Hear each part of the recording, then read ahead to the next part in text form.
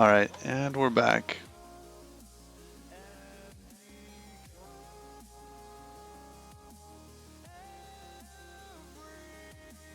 I'll need a lifetime. Yes. I, actually, in this case, it didn't actually care for the lifetime.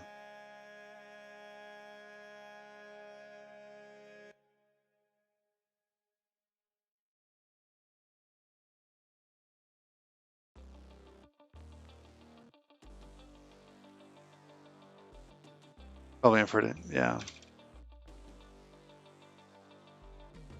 So let's see. What are you saying here? The value is iterator option impl iterator.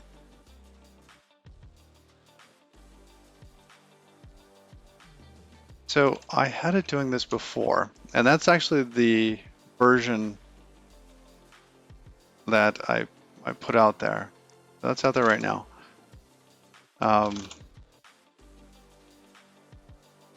That's good. I'm glad that's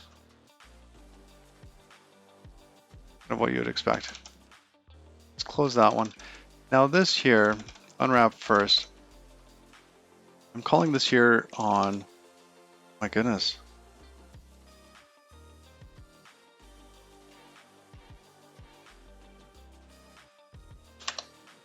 Wow.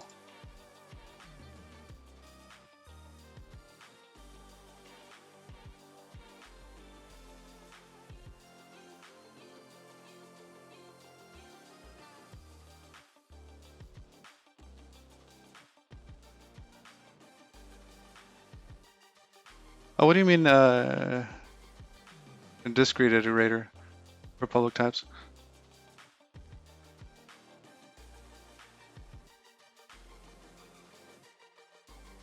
One with the type information a little bit more explicit?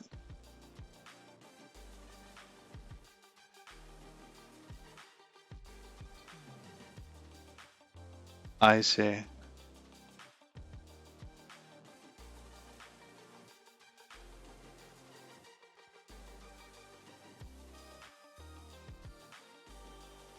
Interesting.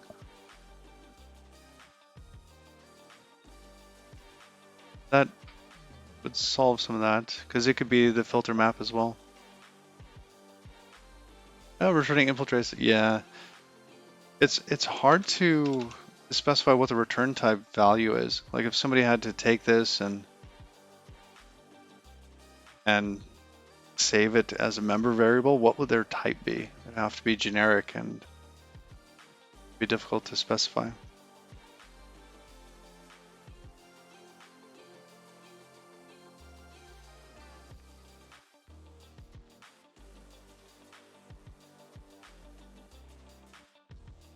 All right, so in this case, let's go ahead and do an iterator like that, or box dynamic trait. And really, I'm doing this just because I need it for the tests. So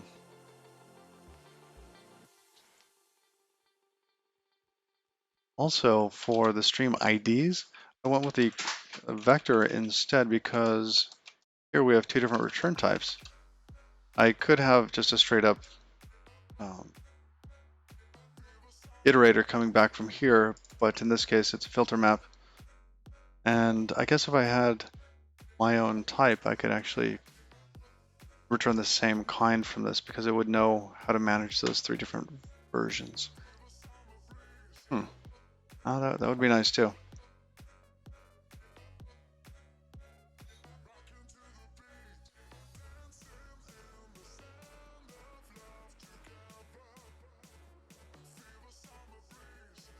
Not meant to be stored or extended. Yeah, that makes sense.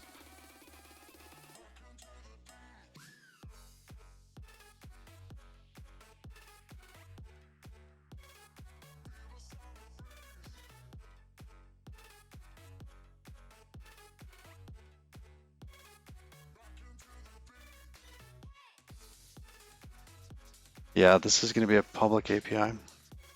Let's fix that.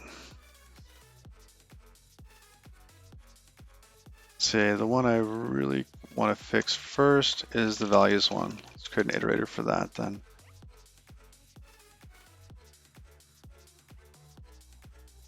It's interesting. I wonder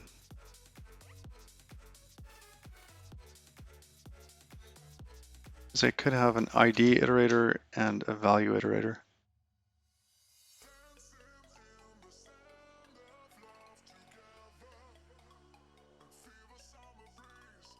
All right. Is that entity IDs? The last place I implemented one of these. Wanted to take a look.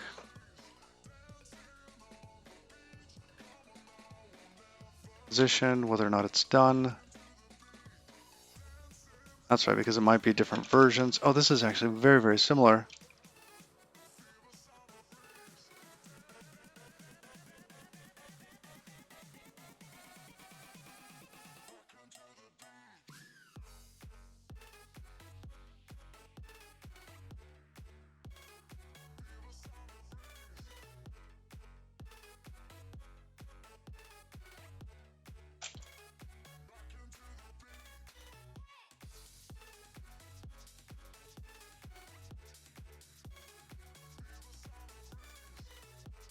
Let's see, let's call this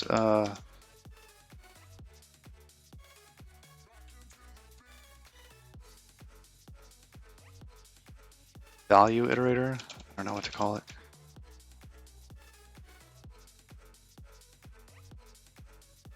Message value iterator, something like that. And this, its parent will be, goodness, its parent in this case is going to be this guy. I guess it actually could be the message though, but I prefer not.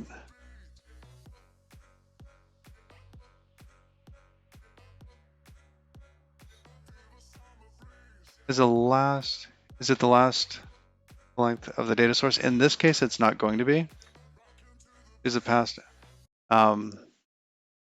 Because it's possible, like in this case, when we reach our first none, it's empty, or that we've reached the end, because we're going to be iterating over a tiny vec. Revalues?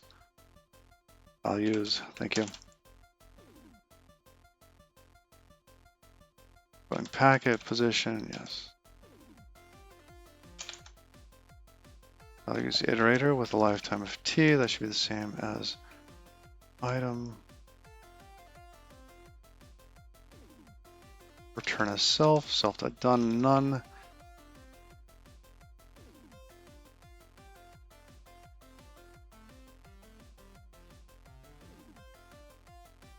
Now in this case, it's going to be self.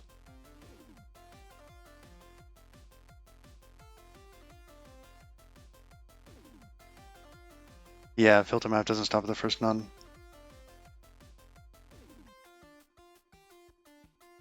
This is just self, isn't it? What was parent on the other code? What does parent actually refer to? Oh, I see. No, it does need parent. Yes. Self.parent, that's going to be the outgoing packet. Yes, okay. Now in this case, we need the different branches. There's actually a couple where we return none directly. Let's grab those variants here. What do we have? We have message, which is the one we really care about. Let's put that one at the bottom and take care of the other sort of quick and easy terminal cases.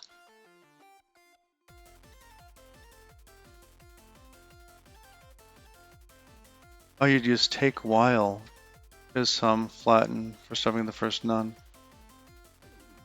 Oh, interesting.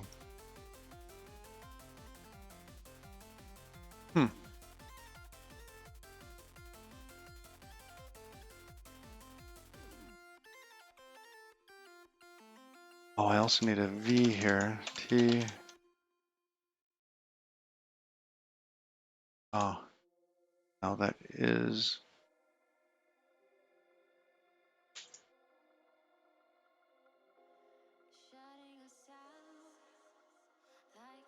Yeah.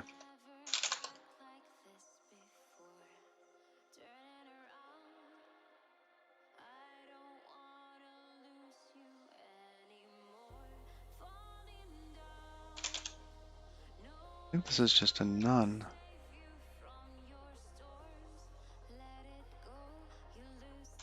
That's a none. Shut down the stream. And I think in this case, we need to do something. Flatten is the unwrap because take while is just an if. Oh, I see.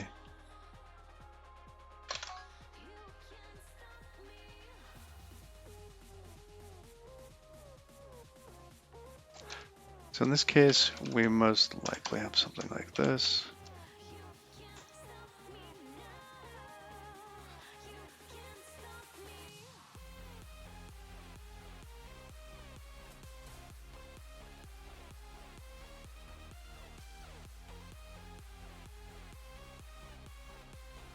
Interesting, does tiny vector have that?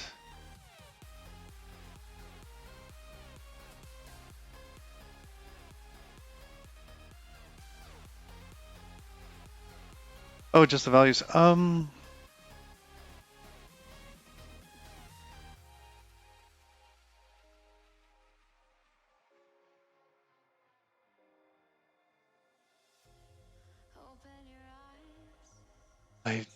I was gonna do just the values.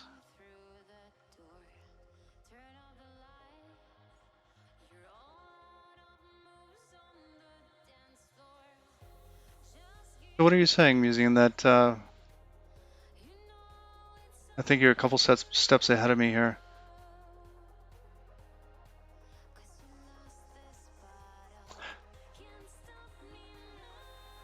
Because I thought we had to return basically a values iterator from values. Inside of here, we would say basically return a values iterator. I guess it didn't even need to be inside of that.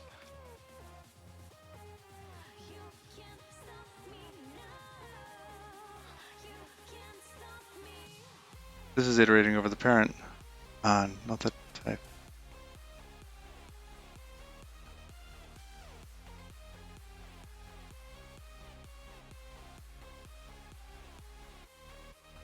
Yeah, I think it's actually more useful here than having to deconstruct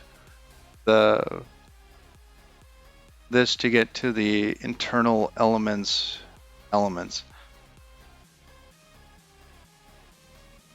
Because if you ever want these, it's usually just like you'd have to first deconstruct it, then get your packets, and then get the packets values, and that's just a lot of work. And if we put it up here, which you have one, you have the other, be quick and easy.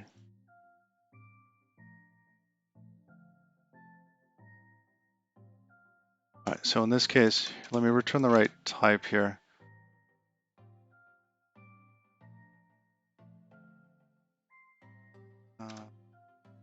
Okay.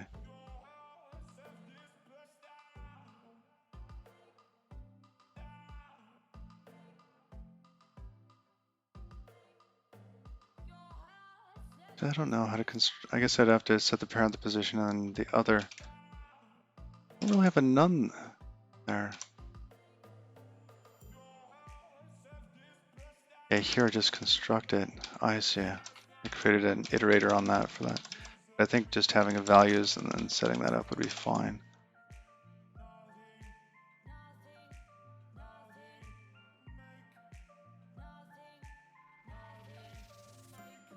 Position use size. Yeah, that looks very similar to what I have, except of the source, slightly different.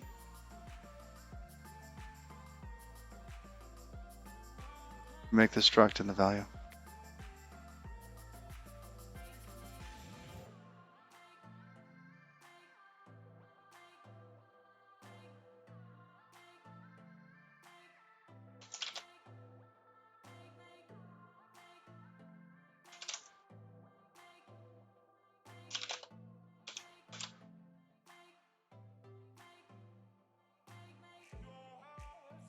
Match before the iterator.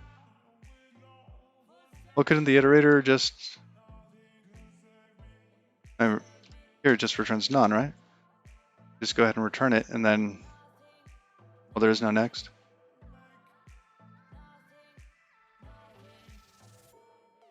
Oh, rather than empty. Oh, that's true, Musean. You're right. You're right. Yeah.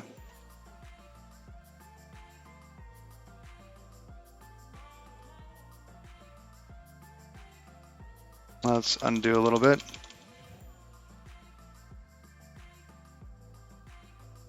Yeah, so in this case, on this,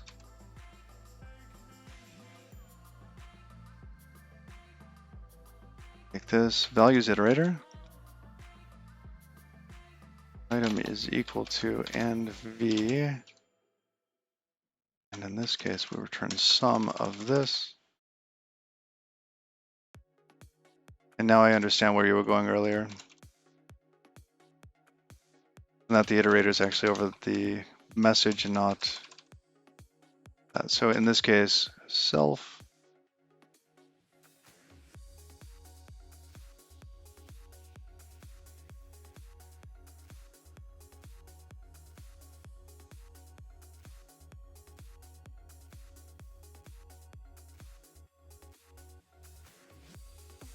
All right, so I think, see, in this case, so this would be values. And values here is tiny vec.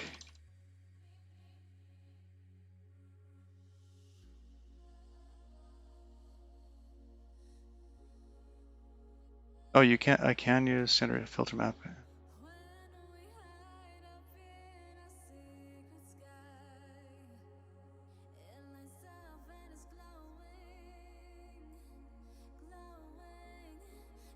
So values here is the tiny vec. And so in this case, no longer one of those. This is a, goodness. It's gonna be something.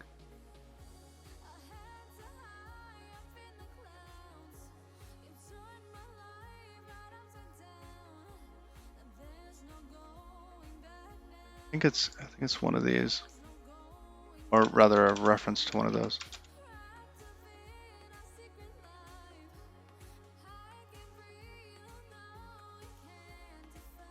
Which also means that we don't have these cases now. No longer have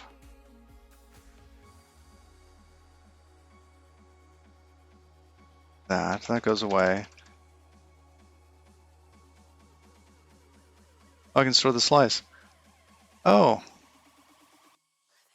Oh, that's a nice idea. That's a very good idea. Thank you.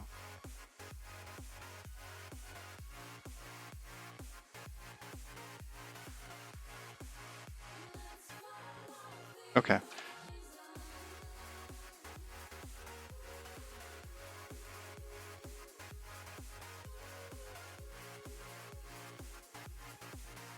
So we get the next position. Add arrow, match self. Oh, we're doing a match. I guess we don't really have to do that anymore.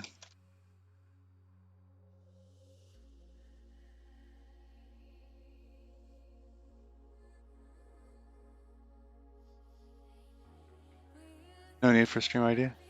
Interesting.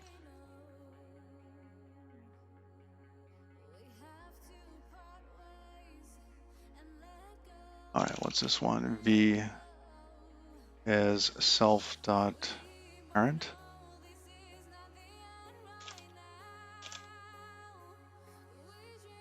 Then we'll return next. Now, if we do, we have to unwrap this. I guess we could match that. I don't need the done.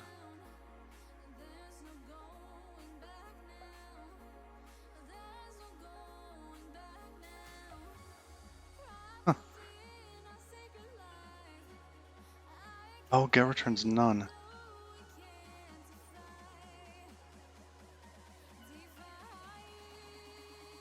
want to see that.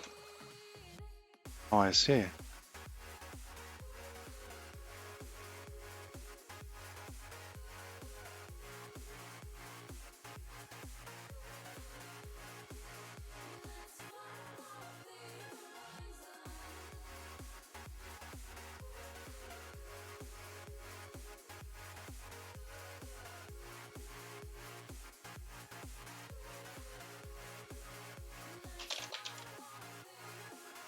Let's call it next.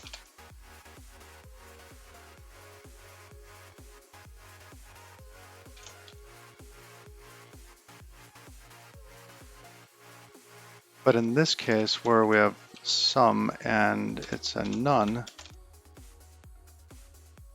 we return none as well.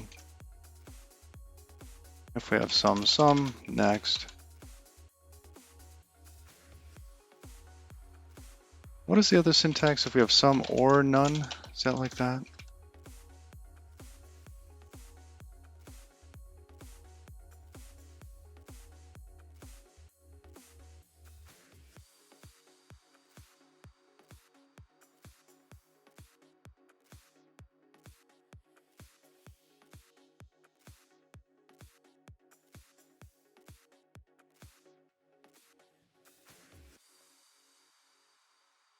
Holy cow, option.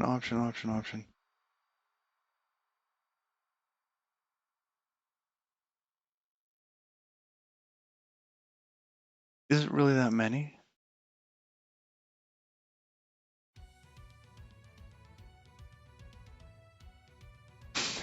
Makes it seem frantic. Oh, that's great.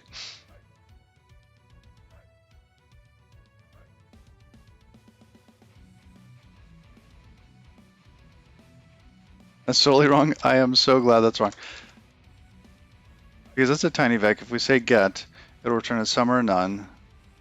That's the first option. Then inside of there, if it is something, the contents of it might be sum or none. So it's really just two.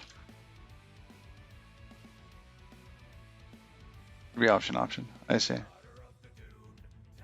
Oh, option and option B.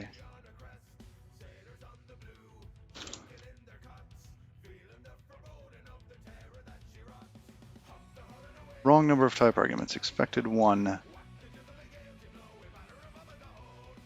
Interesting. I wonder why I need a type iterator here. Oh, why is this stream ID?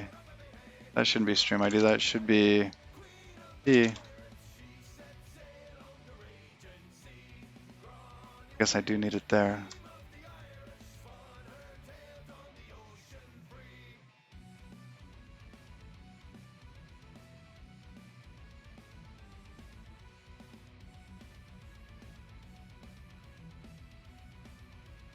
I think in this case, it will always be contiguous. So it'll be contiguous up until your first none.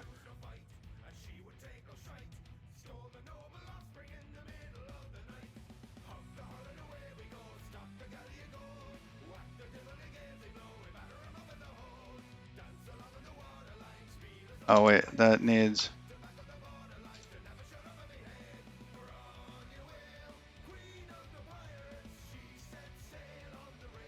What do we need there?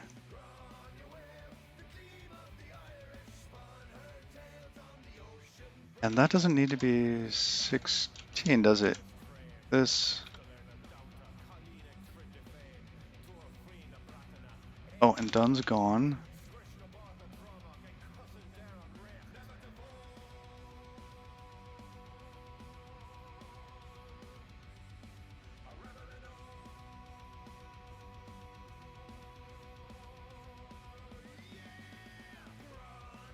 Iterate the whole tiny vector. Oh, I see. And I think this is more correct because when we take a vector, we put it into a tiny vec, so we do really expect it to be contiguous, which I think is a good change.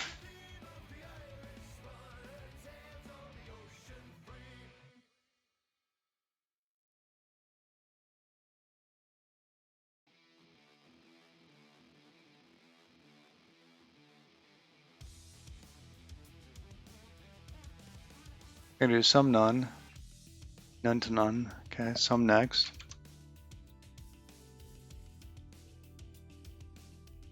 Self position plus 1. Oh, I got the borrow on the wrong side.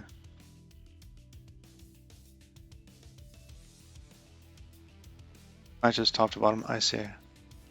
That's good to know. Okay.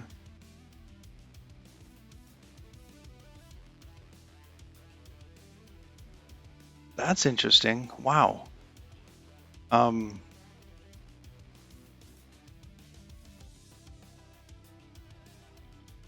huh.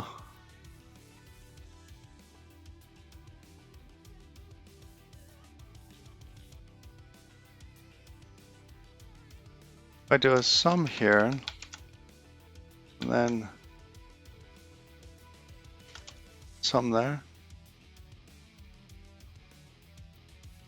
So the first one would have moved the borrow in, right? Returns a. Oh, I see. It returns that.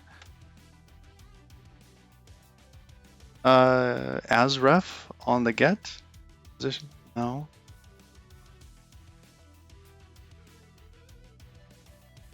Yeah, I don't see a better way. As ref.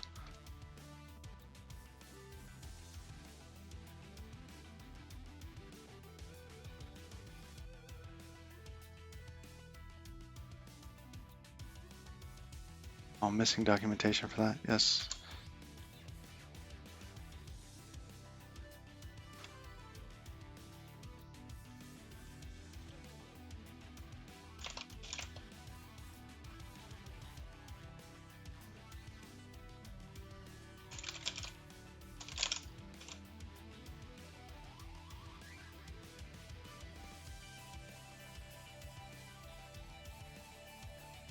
Let's see. Oh, interesting. Debug. Ooh. I do not require that debug be on V.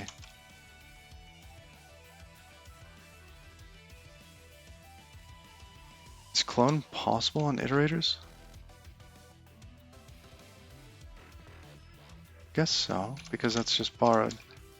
Partially equal. Why not?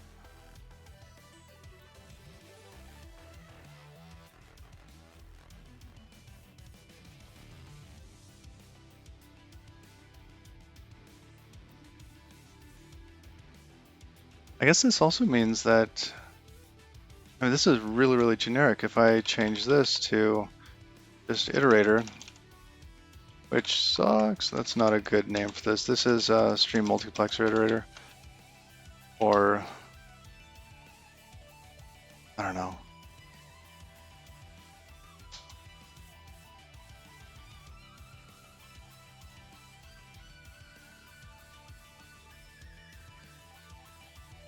Oh, debug struct on that. I think it's really the value I'm not requiring is debug, but it seems to be okay with it. Option slice iterator. Option slice iterator. Well, we don't want them to know that it's options, like it's internally options, because this is part of the public interface now, and it's hiding the internal options.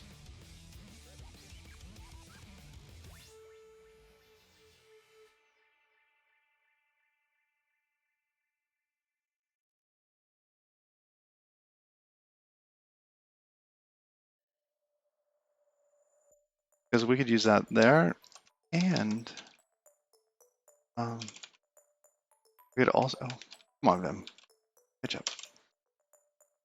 We could also use this for these up here. Return an iterator of stream IDs.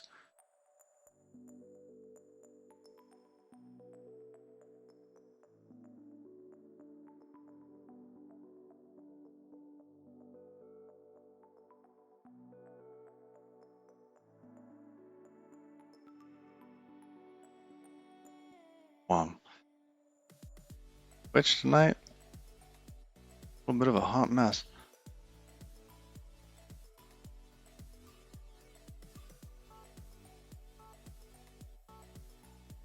All right. Normally the stream doesn't drop this many frames. All right. So what are you saying?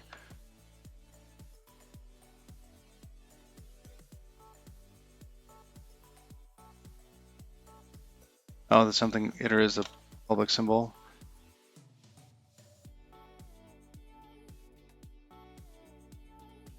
Yeah, that's true. In this case, we're gonna have SM iterator of stream ID.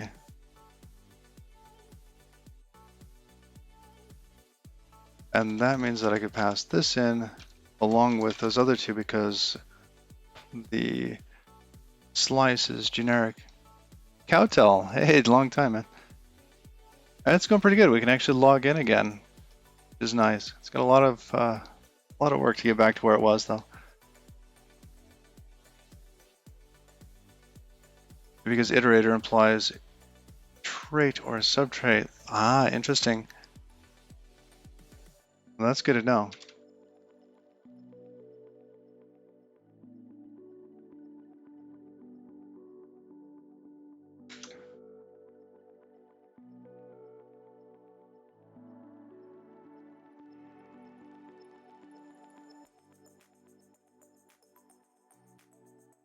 I'll slice iterator for now.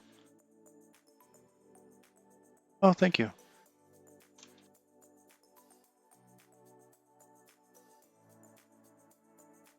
All right, so in this case, we get stream IDs, the same thing that we did down here.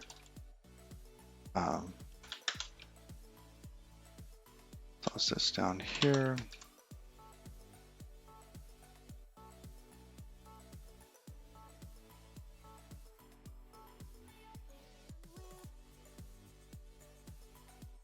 And I guess all of these are basically the same thing, isn't it?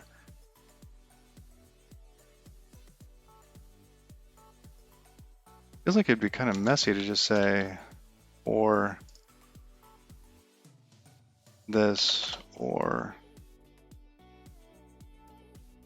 this. It's kind of messy in one way, but clean in another. Oh, that formats nicely. Oh, but the type is different. That's right. That's right. Double-ended iterator. Oh, let's see.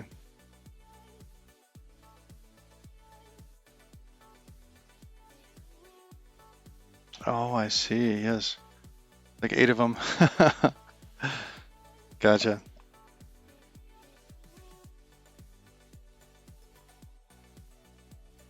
Well, that's interesting here that it's actually not gonna let me do that. I see why, because the stream IDs are different types here, so that makes sense. One would think this is a trait, yes. Might be confusing. Okay. In this case, this feels weird doing this twice.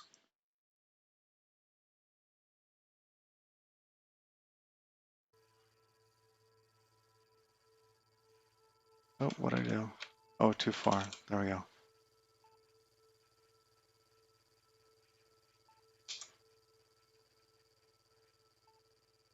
Wait, why is this optional?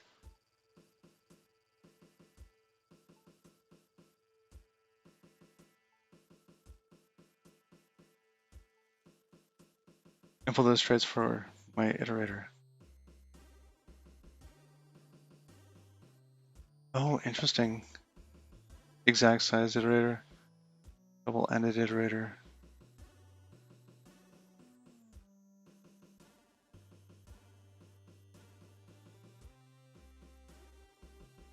Oh, really? That's neat. Huh, okay. Double-ended lets you iterate in reverse, right? That makes sense. Oh, that's cool.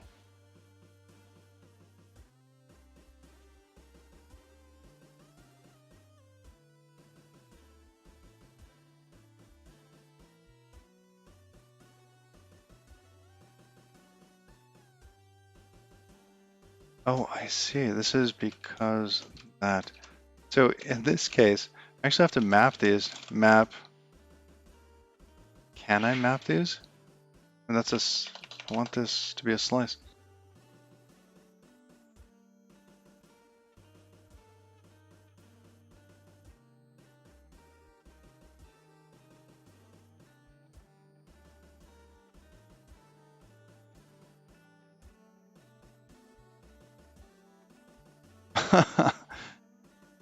Cowtail, let's see. What are you saying?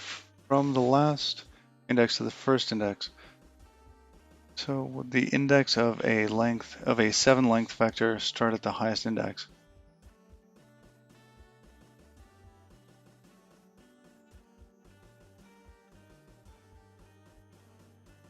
I presume so.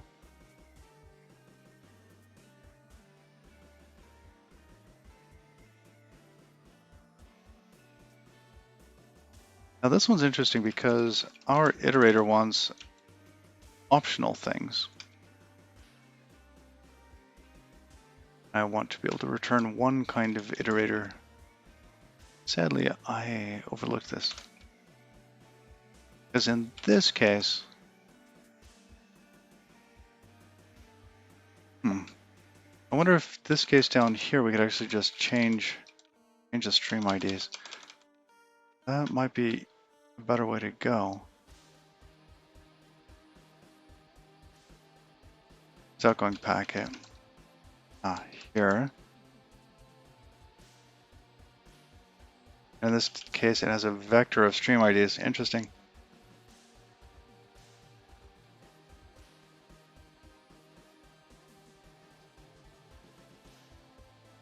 That's why it's called an option slicer. And thank you for the follow.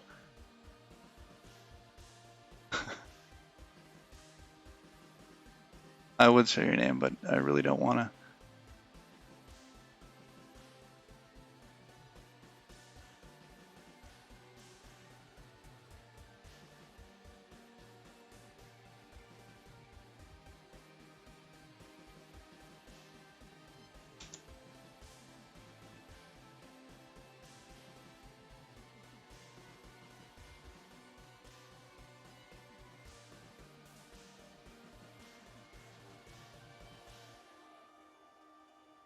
Fine, you win this round.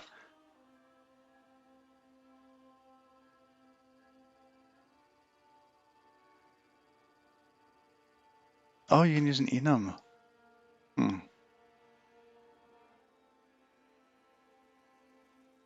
Oh, that's interesting too.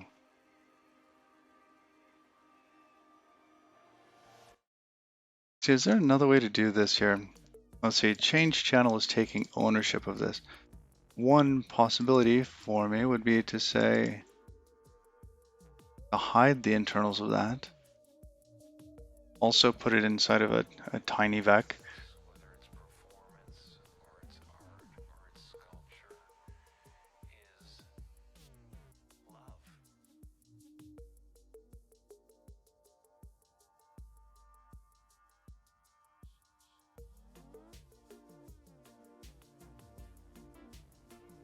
Huh.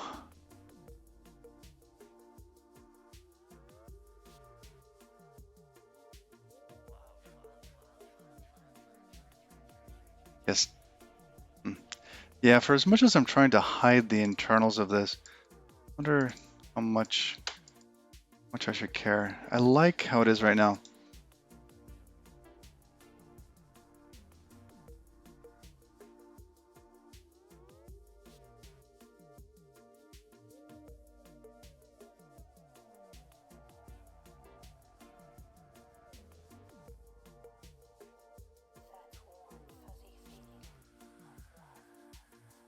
Enums are just fancy structs.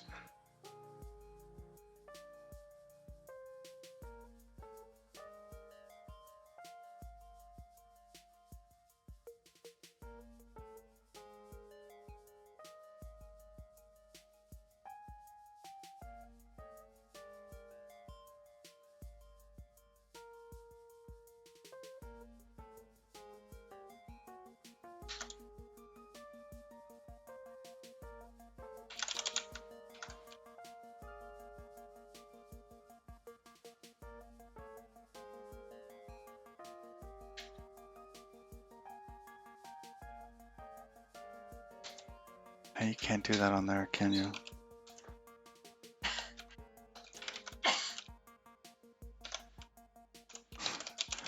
Oh, this is gross. That's not going to work either.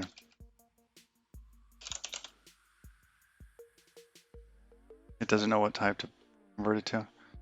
Oh, it cannot be built.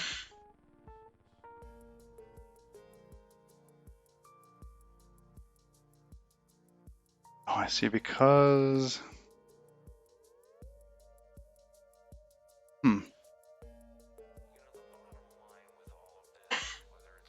This is interesting, because what I was doing before is just cloning the whole vector.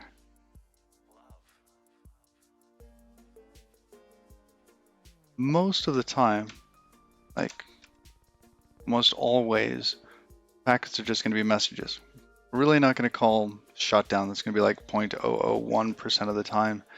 And change channel is more often than that, but I'd say it's still really, really infrequent. So having this iterator for the message seems great, and kind of for this stuff here,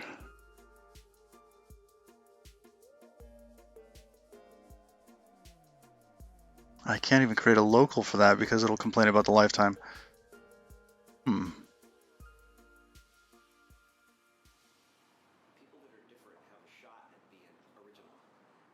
Do they have like built-in enum iterators?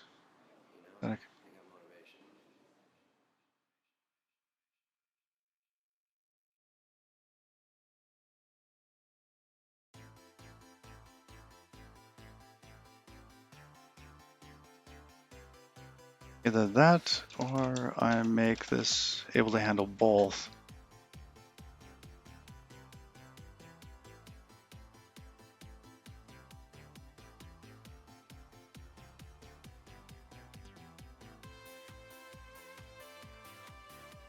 So we could say this is an enum of A or B.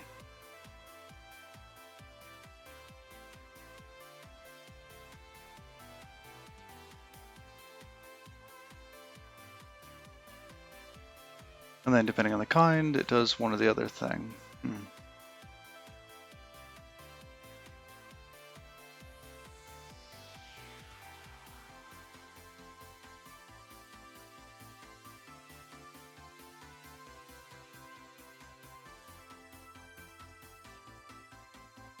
Interesting. So we could do, you have either, it has an iterator. Oh, either has an iterator, huh? I didn't know that. We should have either.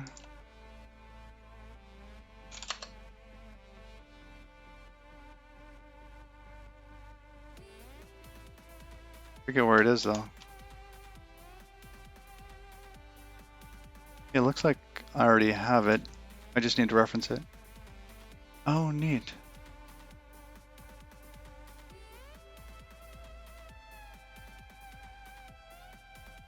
Exact size iterator. Look, there's that. Double-ended iterator.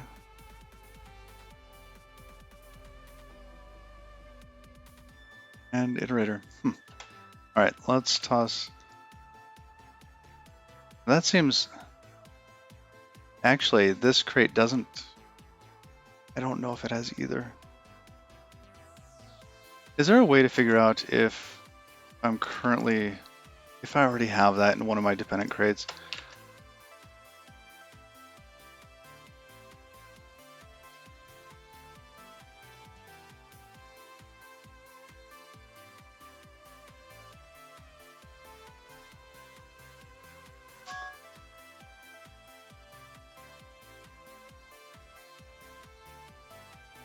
I probably just take this specific implementation.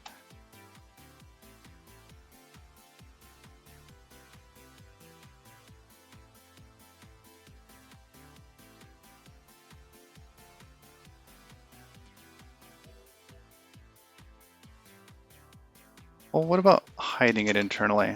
What if we have some sort of enum here, just to play around with this idea?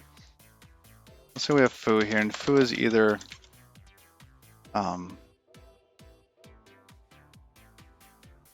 option,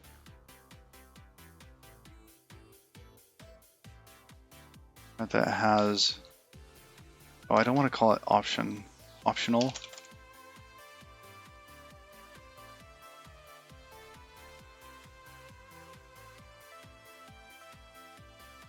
Optional or raw, naked, what else could we call it?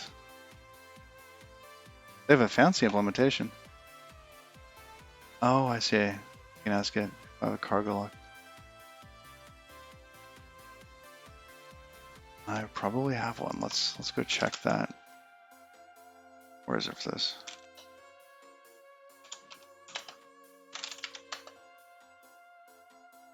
Oh wow.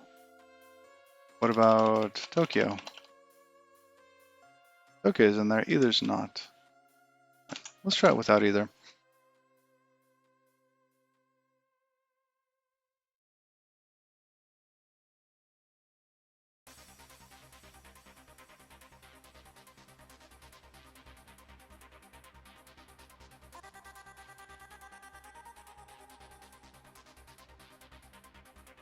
They have a fancy implementation.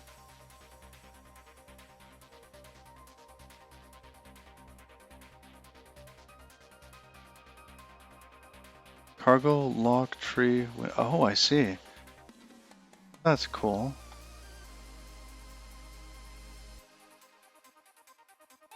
Is it? I'll try that.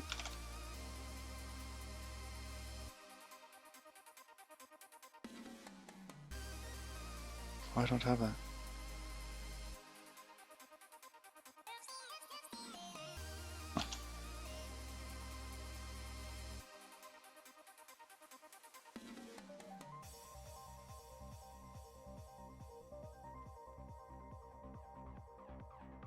But then how do we construct this here? That's... Hmm.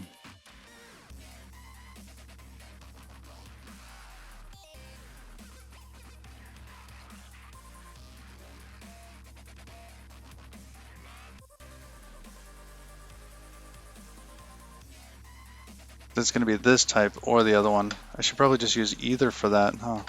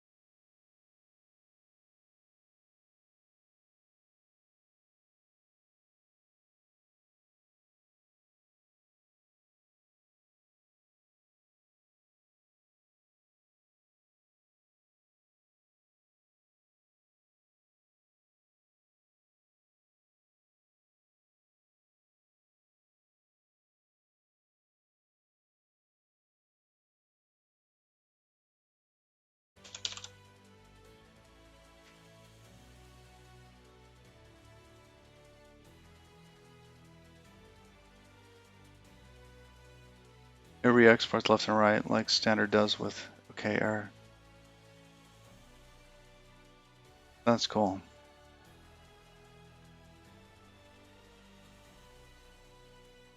Let's see, does that work? Oh, I upgraded Rust today. I should have done this. Should have done that already.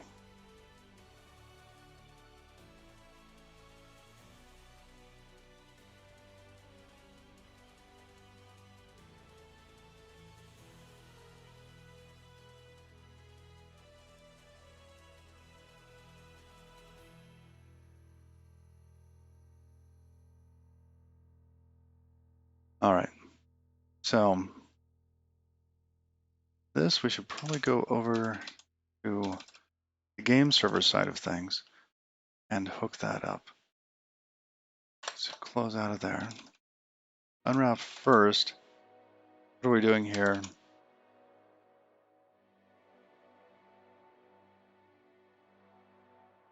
Oh, wait, you'd hide that either so the function signature isn't question mark, question mark? Well, what do you mean you'd hide the either?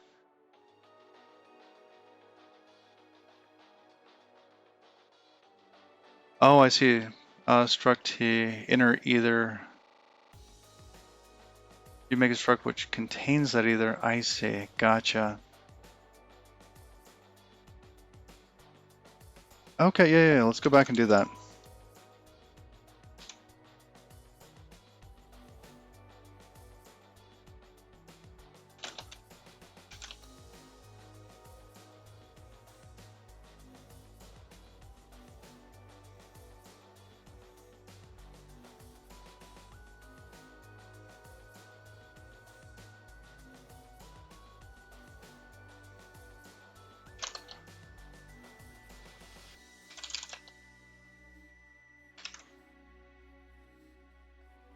Yeah, hopefully they're not saving that to something.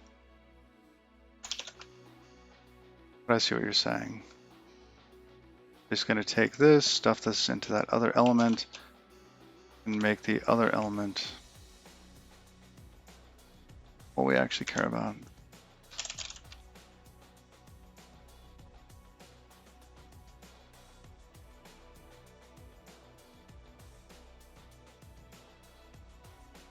Got it. Okay.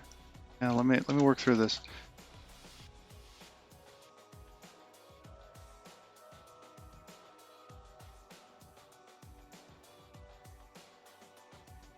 Okay, so we need those like that and that.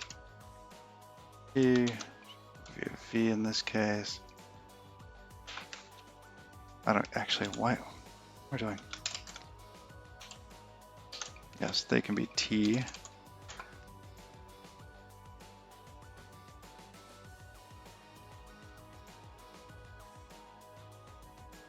Or their types, right?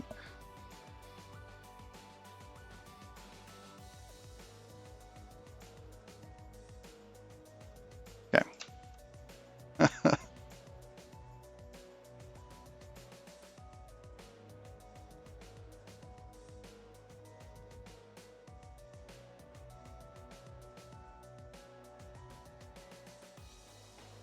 Hmm.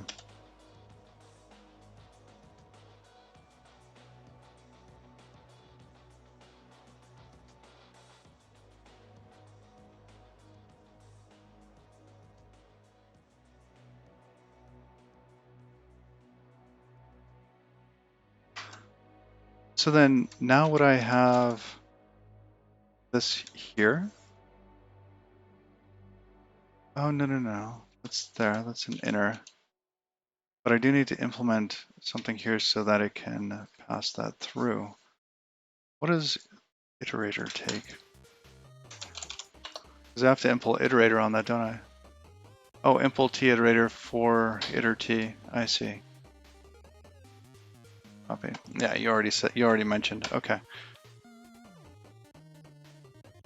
And that's pretty much exactly what you mentioned here.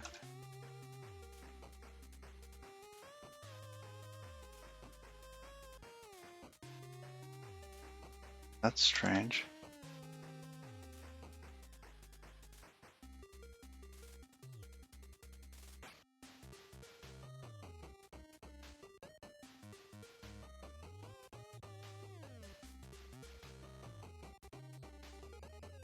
Oh, I'm missing one more. There we go.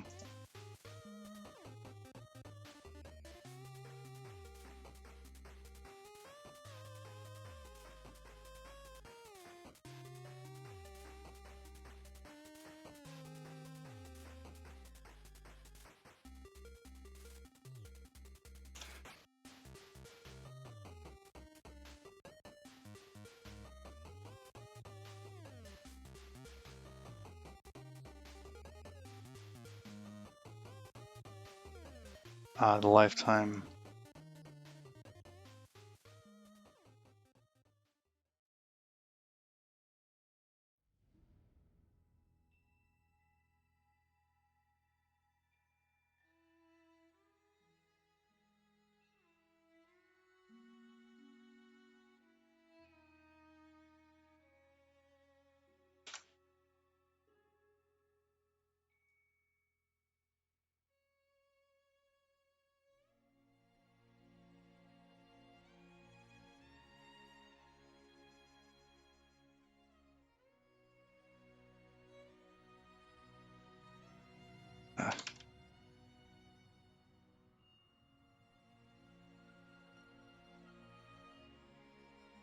And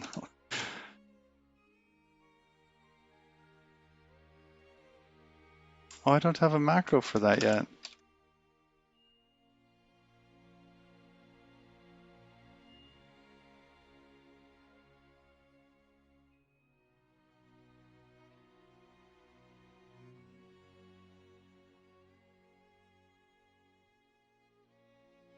I wonder how many instructions this actually compiles down to.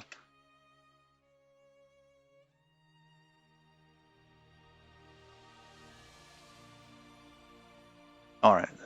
In this case, we've got that. We've got that. Good.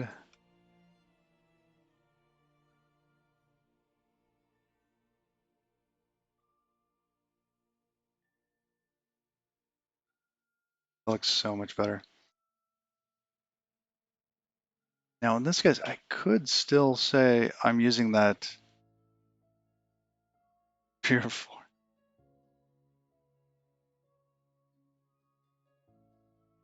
Oh, first we have to fix this up here. It's going to be iter of v. This is wrong.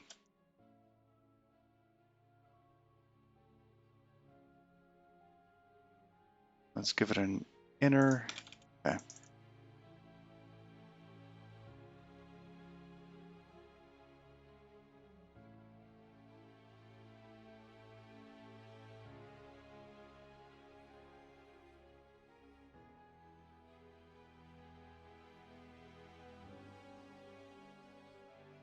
Did I get the order wrong?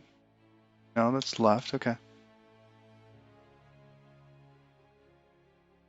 Add, load, load, compare. Wow. So good news in a kind of a somewhat associated way. Backend friend at work has been rewriting one of the services in Rust. And I think this weekend he'll finish it up. We'll be able to benchmark it. It's going to be really, really sad because currently we're using Ruby. 420 Pedro, thank you for the follow.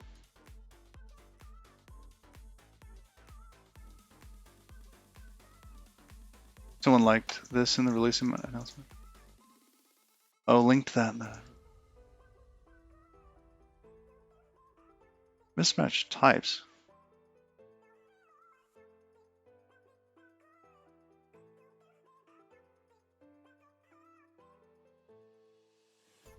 Oh, I'm borrowing too much. What's a slice, right?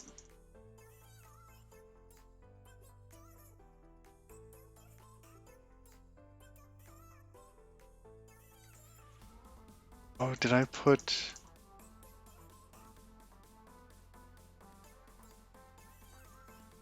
Probably dropped a stream ID somewhere I shouldn't have.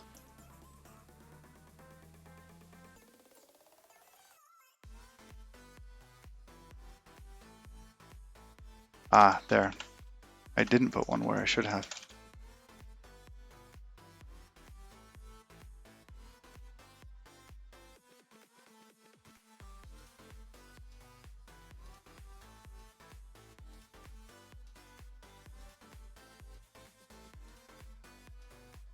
Wow. That's amazing.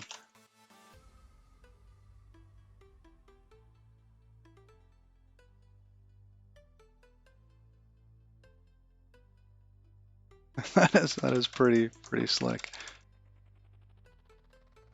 All right, we don't have any more errors or warnings at the moment, but I like how this has come around. Okay, so we have this. It's now exporting that. This should probably be the same. Iter. Now we're gonna have iter of v.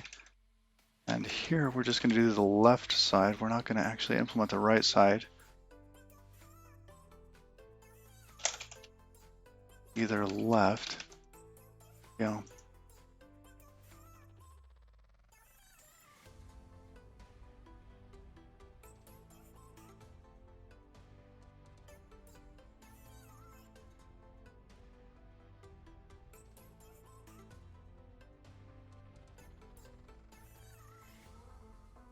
Golang. I do not have Golang experience. Erlang, yes. Elixir, yes. Of course, JavaScript and C, C++. Um,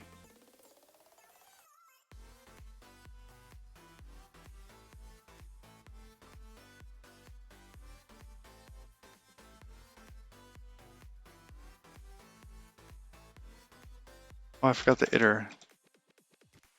Iter. Inner is that. There we go. And it's 4 instructions, yeah. Which is just amazing. It's great that the code can be expressive and it can basically get compiled away. Oh. I got the order wrong. Okay, that's better.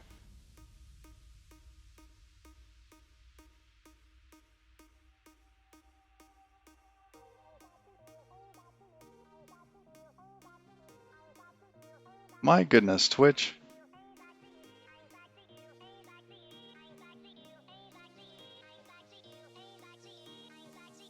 I have no idea what Twitch is doing.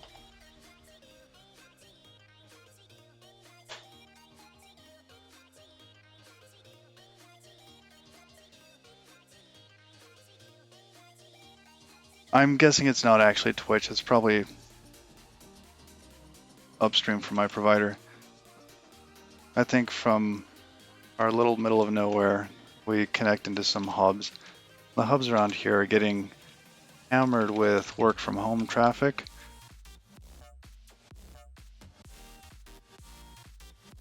Yeah, that's looking good. So yeah, if you did ask a question recently, I might have missed it. I just reloaded my page. I'm sorry if I missed it. And please just ask again. Okay, that's looking pretty good. So that'll be public. This one will not. Let's take that out. Not public anymore. Okay. Oh, you're having a hard time learning, or deciding to learn Node or Go. There's also Dino. Dino's the Rust one. That's a Rust wrapper on the V8 VM. Basically the Node.js guy doing a like version 2. I guess it really depends on what your goal is. Are you looking to deploy these in like AWS? Are you looking to build something specific? Because you might, I guess, depending on exactly what you're doing on the server side, might drift one way or the other. Hey Flask, how's it going? Because I mean, sometimes you want the little, Phillips headed screwdriver, and sometimes you want the standard.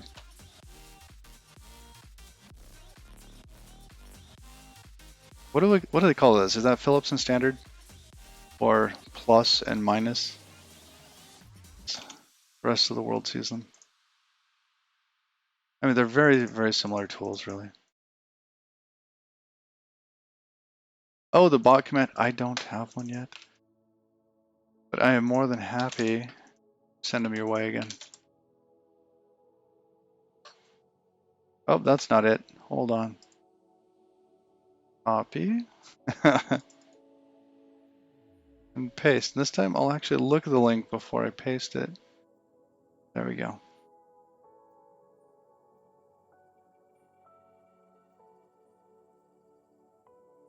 Oh, you're very welcome.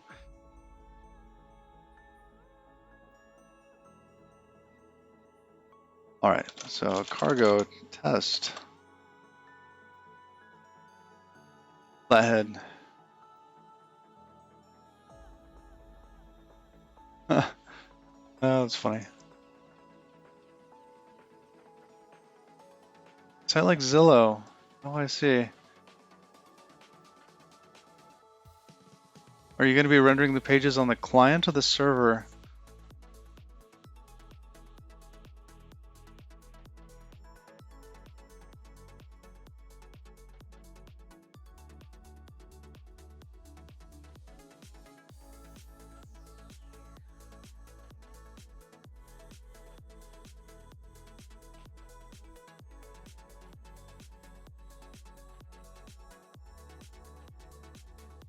I mean, if you're going to be doing something like Zillow, I might actually go with Node.js so that you're doing JavaScript on the client and on the server.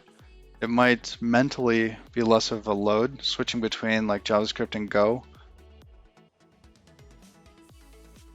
I mean, that might keep you quote unquote in the zone longer. You might actually be a little bit more productive. Fewer libraries to learn. One library would work in both the server and the client.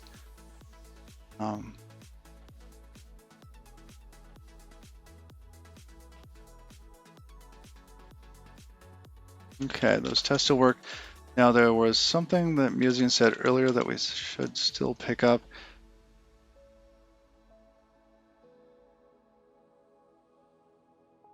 You know React pretty well, yeah. So, I mean, React you can do on the back end as well.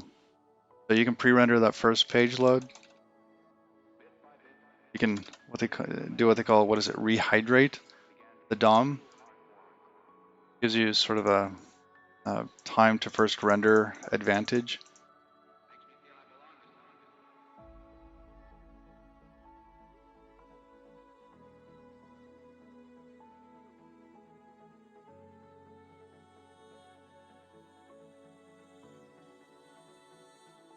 I mean, unless of course you want to, I mean, building something like Zillow, I could absolutely see being done in either language.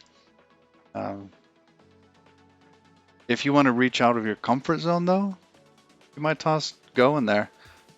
I could absolutely see just having fun with it and learning something new.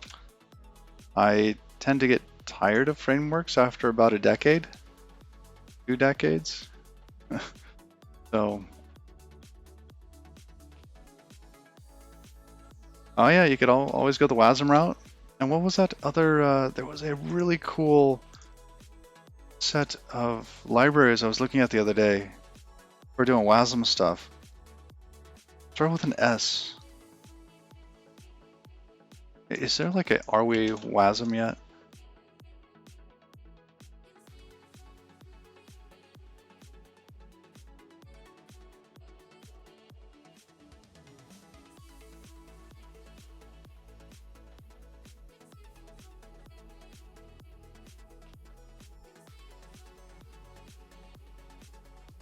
Yeah, I'm not seeing it. Are we web yet? That's it.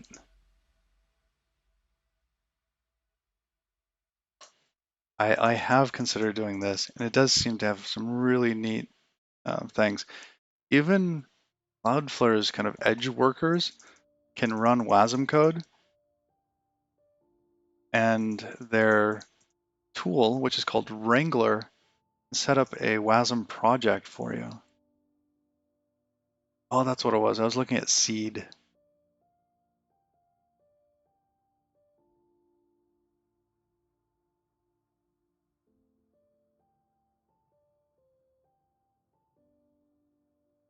It looks kind of like Rust, but a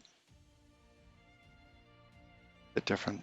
It's not guaranteed to be like fast or anything. It's just available.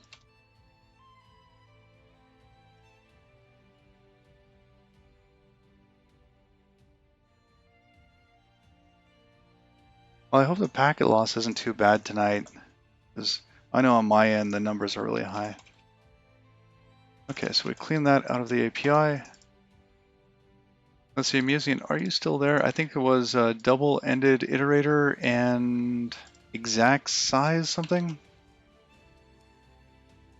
Exact size iterator and double-ended iterator. Right, from core iter.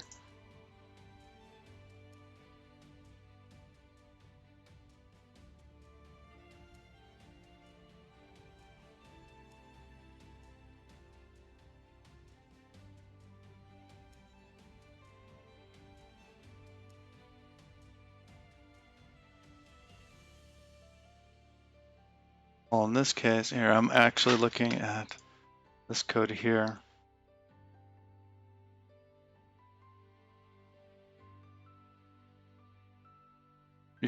You must also implement iterator when doing so. The application of size hint must return the exact size of the iterator.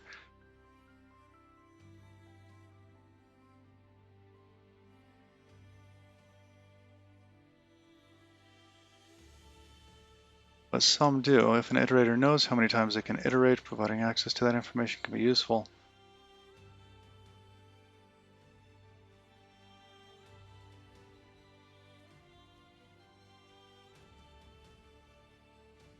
Yep, we can count the number of iterations.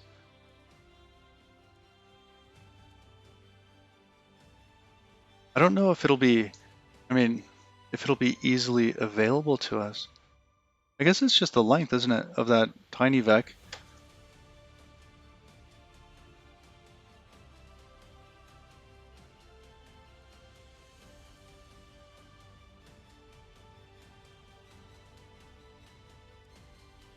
Oh, interesting. Is empty as nightly only.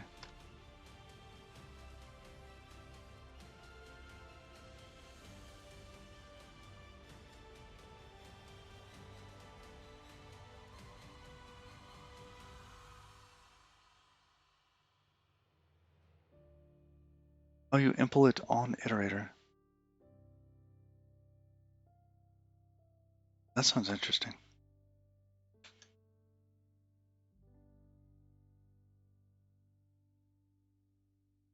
Oh, on iter. I see. Simple AT. This is going to be exact size iterator.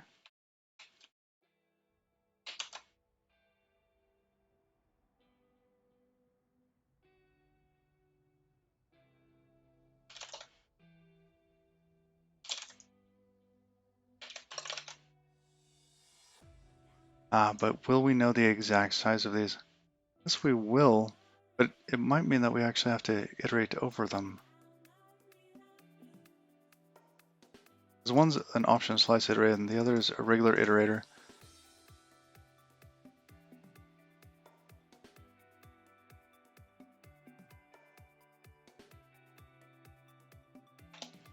Let's see, in this case, we want length, which returns a U size.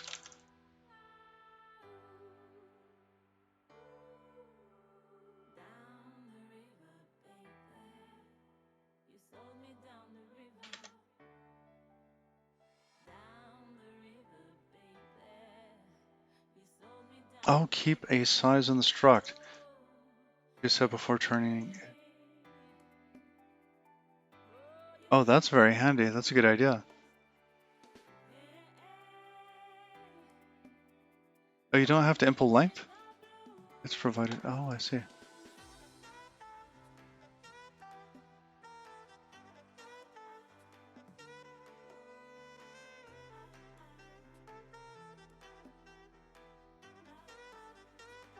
Oh, it'll use size hint. That's cool.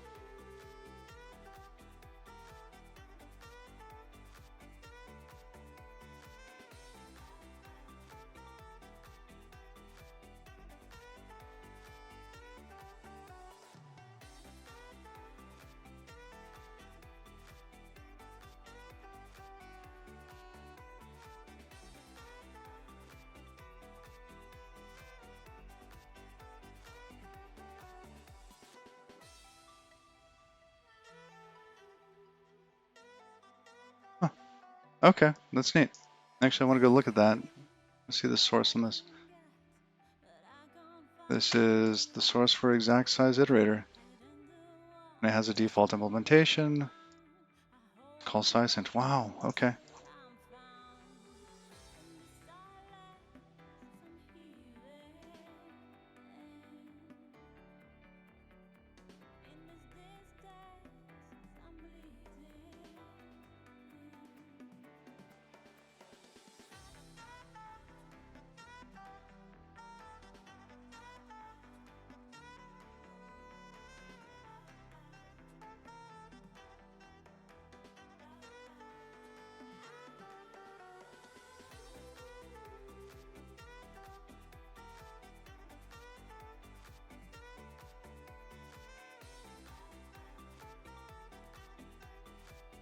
What is the format of this other one? Size hint.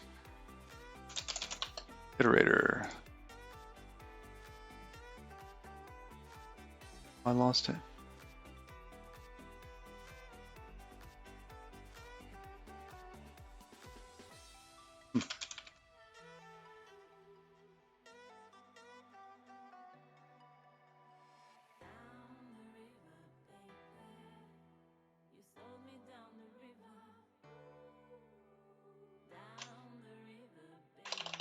So in this case, we have one of those. Good. All right, now in this case, the size hint, the documentation says, returns the bounds on the remaining length of the iterator. Oh, interesting. So we have to know how far we are and be able to calculate the offset. Okay.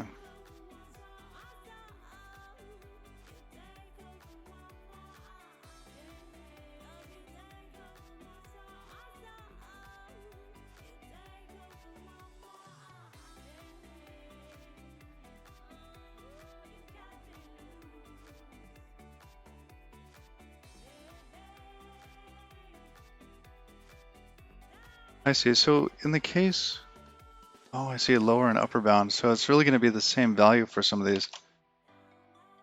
Just the ranges. Gotcha.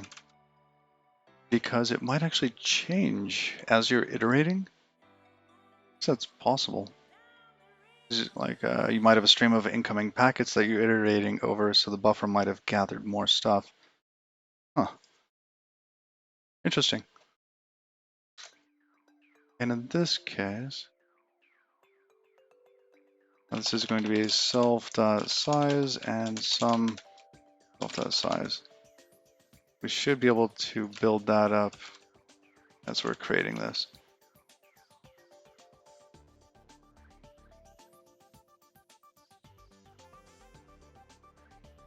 Why not?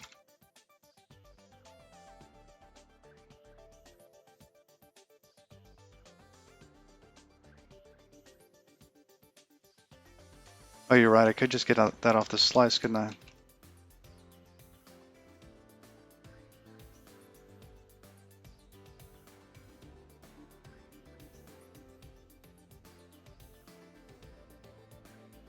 Oops.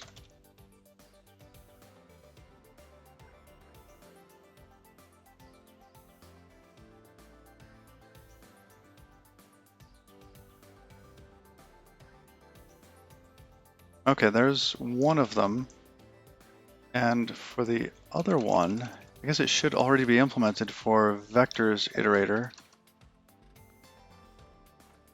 And we just have to, I guess you said the blanket impl here for that. I mean, I'm presuming that both sides, like this one here, should be able to figure that out too, right? Zero to length, yeah. Oh, the lower bound should be 0. Oh, I have it wrong. Okay.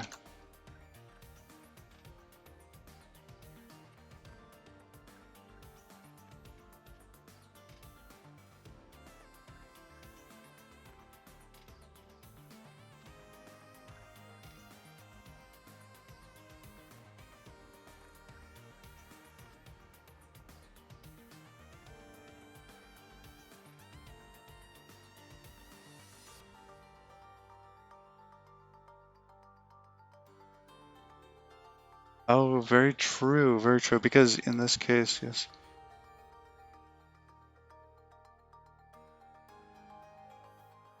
How many times is it going to ask?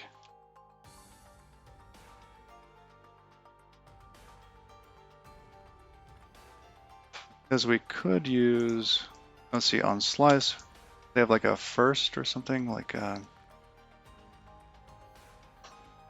let's see if they have, oh, I'm looking at the wrong docs.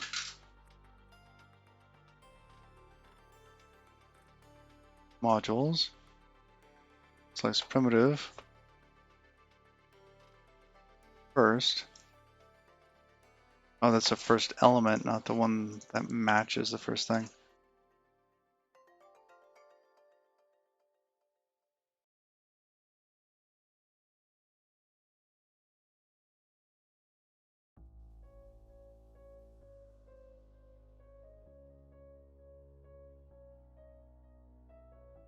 I see, or if a loop can be unrolled. Because, yeah, because tiny vector is not going to know how many elements it actually took for me, is it? Because it defaults the rest of them. I mean, it doesn't distinguish between that, does it?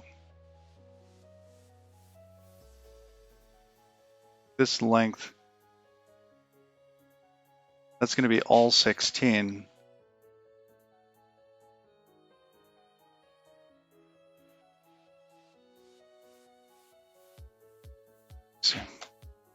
All right. All right, so iterator position.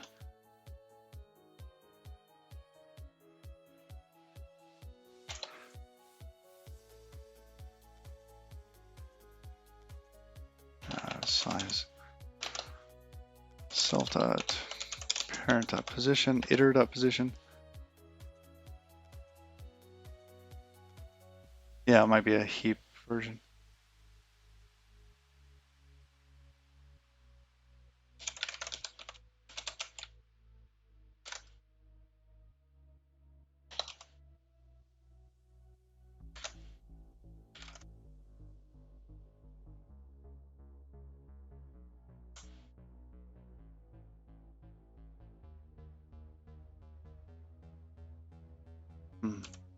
I like V.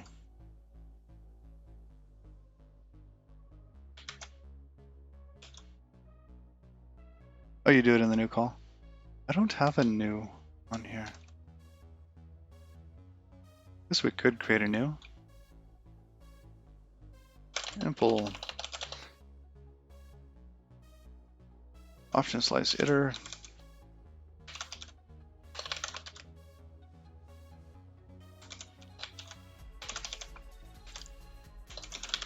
Function new, we will take that range. It can be aggressively inlined. Good call.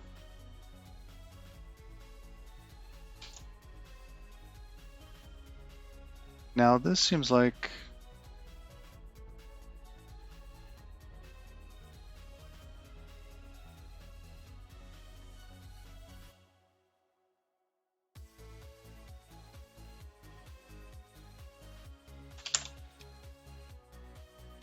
take one of those, return a self.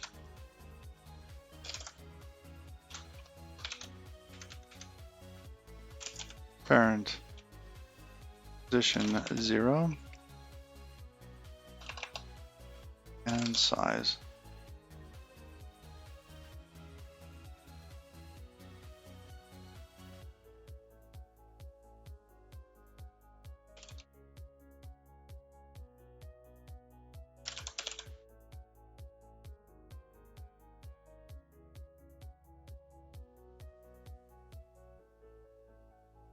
Oh,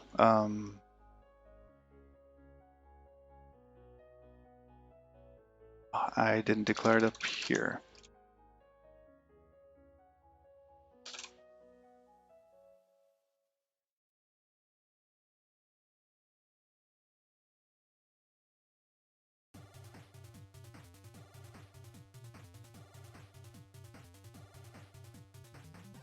Oh, that's interesting. If it doesn't find it,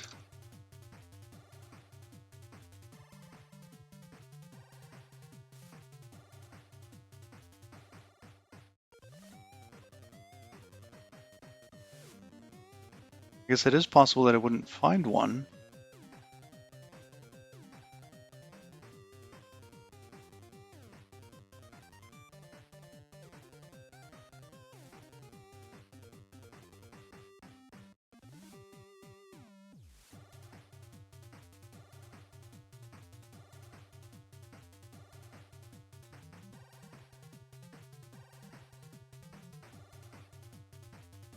S.length, right? Because if it's heap allocated, we won't hit a none.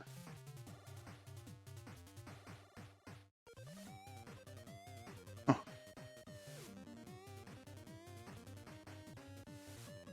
Or, oh, that sounds exciting. Just store the option use size. Oh, that's fair. See, we don't know how big it is. Oh, I see what you're saying. Yes, that's absolutely right.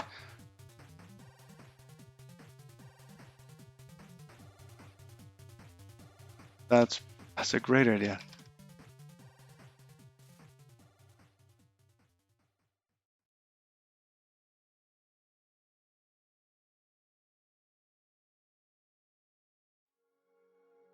That does mean, though, if we have a large number of these, then it's going to iterate all for naught. Because really, if it's almost feels like we should have it, because we did iterate it through the whole thing.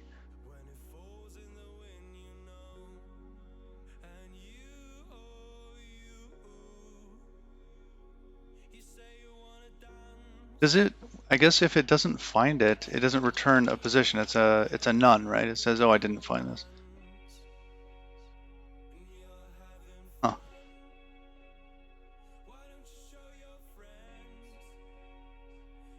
I like the other idea better.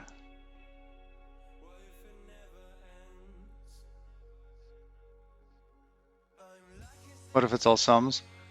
And I think we should take the length then.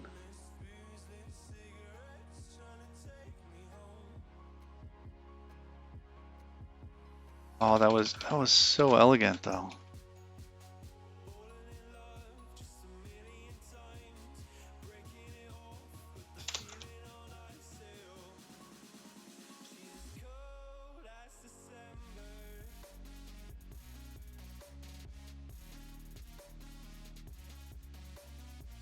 Yeah.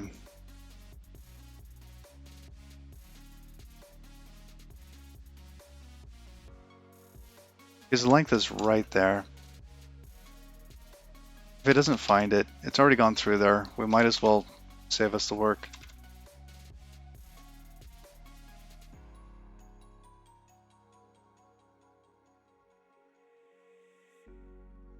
Actually, this... Oh, we don't know that it's a TinyVec anymore. Because we could ask it. TinyVec will tell us if it's heap allocated or stack allocated. And if it's heap allocated, we could just get the size.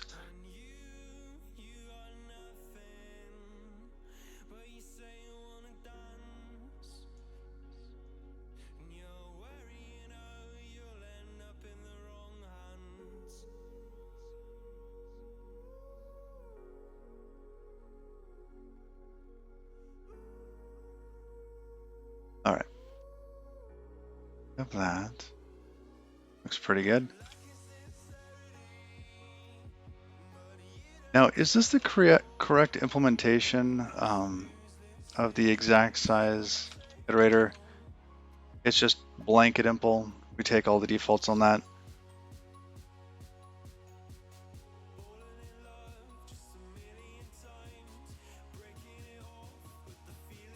Oh, I was thinking that if we knew that it was heap allocated, we could just go straight to the length instead of iterating through them. But it should be really fast. Okay, good. That's the right size. And what was the other one? Double-ended iterator?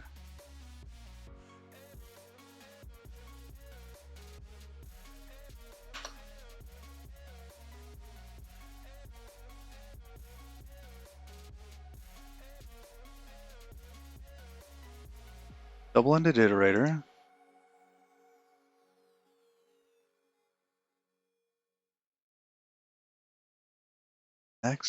Next back. Nth back. Oh, interesting.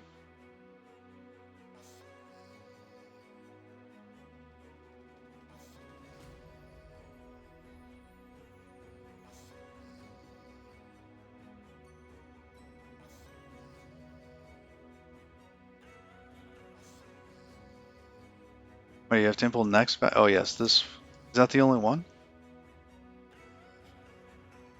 Oh, yes. Required methods.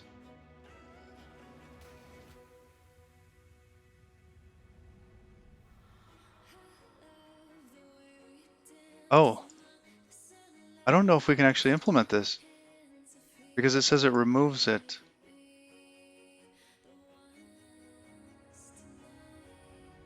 Because we don't have immutable reference to these.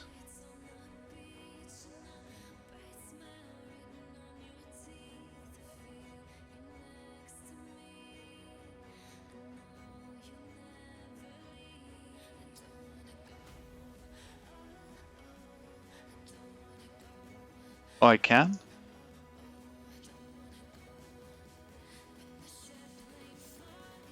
Removing a borrow doesn't remove it. Oh, of course. Okay.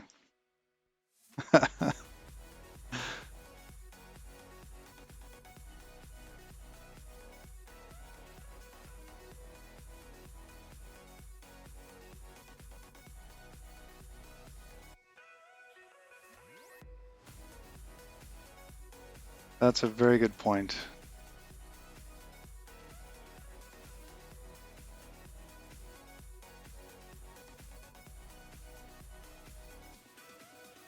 Now, we implemented, so option slice iterator, that ended up receiving, let's see, size hint so that we could toss exact size iterator on iter, but we didn't put it on option slice iter. We might need to do as well.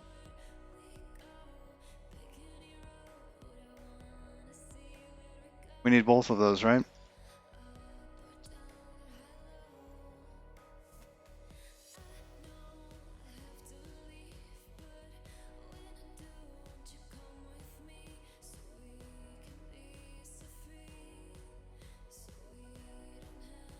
Oh, browser, thank you. All right, this line I just added, curious. It seems like we would need that for option slice iterator as well as iterator because of the either. Because we have our iter that has an either and option slice iterator didn't implement that.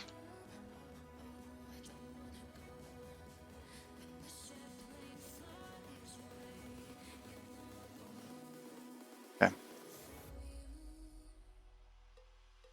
And it looks like we're going to be implementing it for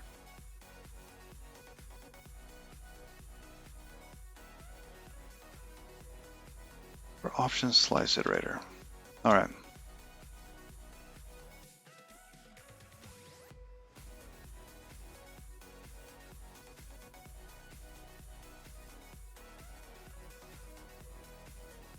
Simple A Oh, you know what? We have T here. Those are V's.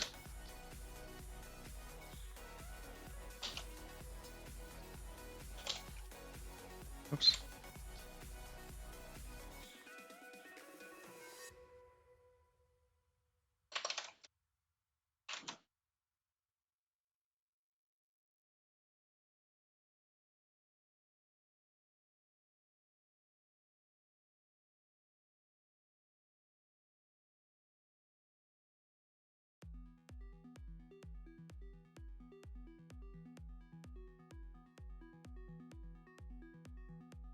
Sorry, reading through the chat history here.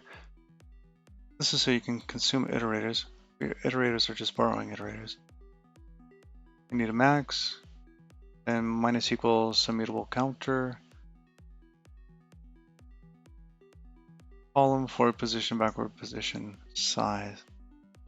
Different counters because you can either the front and the back at the same time. Bind comes in from the both sides? Oh, right, okay. Both sides. Interesting, I didn't know they did that. I wonder why they do that. Alright, collection. Collection, forward position, back size. Alright, good, I'm not in the browser. Back to Alacrity.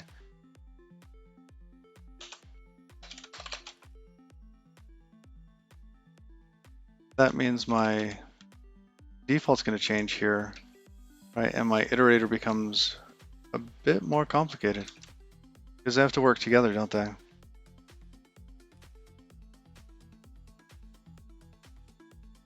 Oh, it's way faster than an ON search. Huh.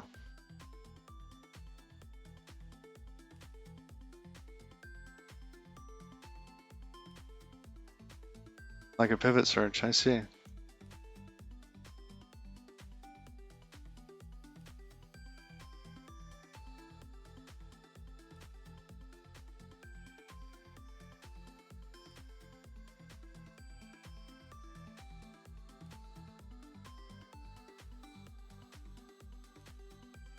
Oh, where'd my keyboard locked up? Had to reset it.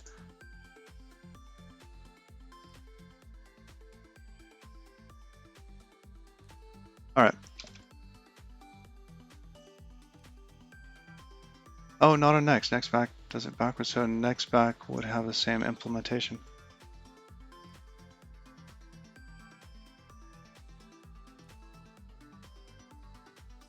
Does this somehow change like the size hint in that? Because it feels like this size hint, we're iterating from the, I guess I'm hung up on the whole removes and returns an element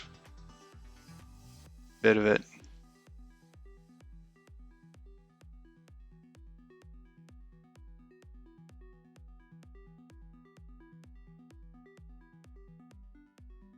I think the text on there is just what's hanging me up.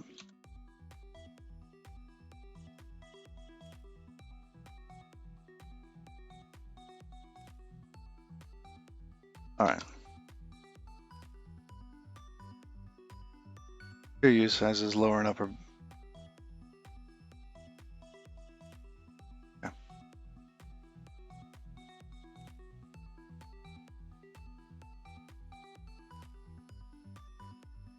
Oops, what do we call that? That's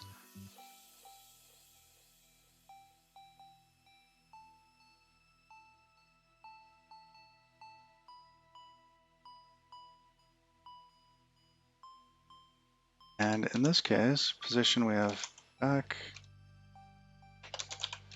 Position is going to be equal to size.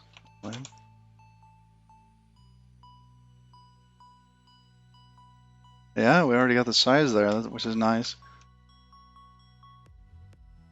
And so next move back, that's minus equals 1.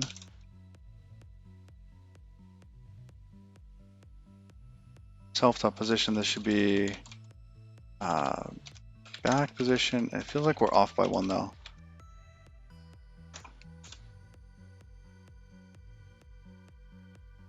Because size is going to be +1 from there, so this should be size -1.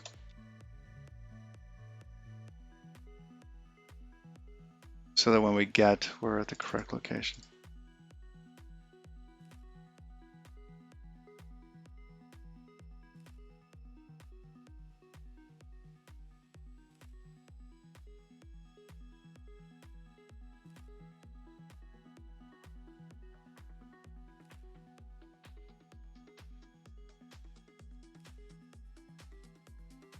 I mean, get is 0 based, right? If we say we want 0, that's off by 1, isn't it?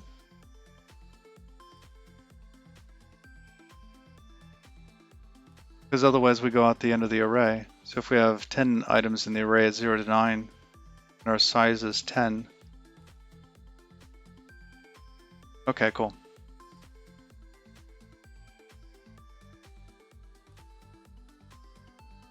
Oh, unnecessarily qualifier, really? That's just available, I didn't know.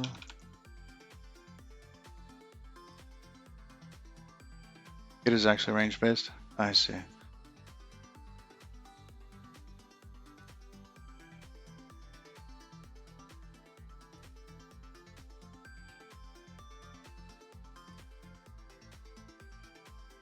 I mean, is that it for this?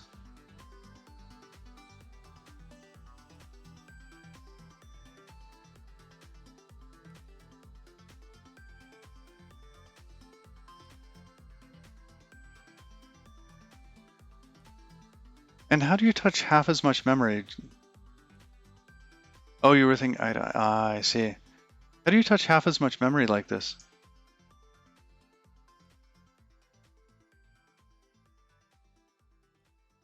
Because it seems like you're doing the same number of lookups, either from the front or the end, unless you're skipping some. It doesn't seem like you're skipping some.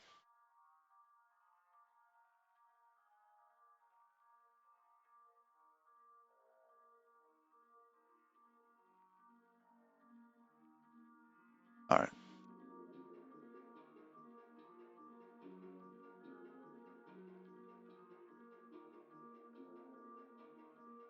So in this case here,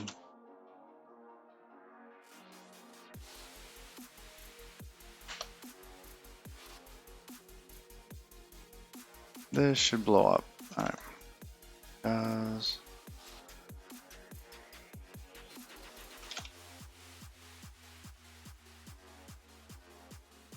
Yes. The crate doesn't compile yet.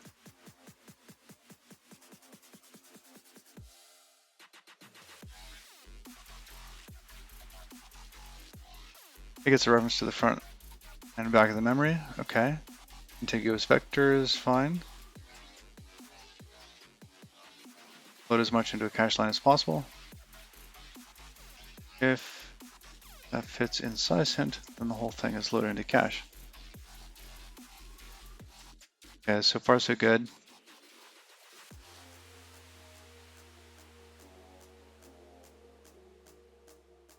I should be using new here.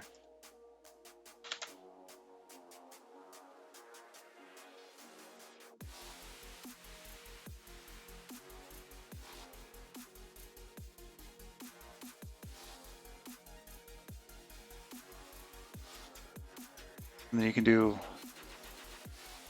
I of v equals item or I of j. Oh.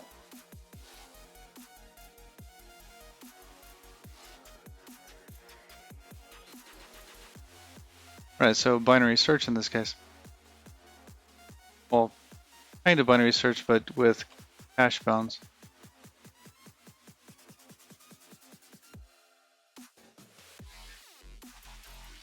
That's really cool. And I didn't realize that iterators actually enabled the indexing.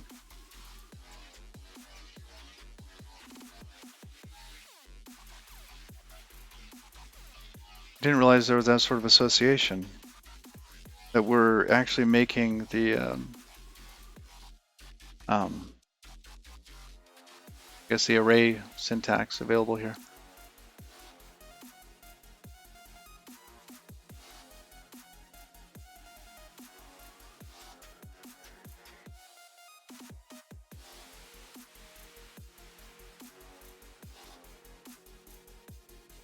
Oh, I see.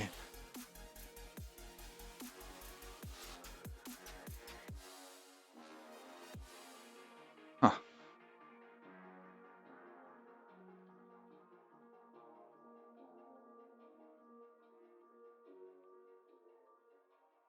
Oh, I gotcha. And Russ is doing all the hard work. I really appreciate that.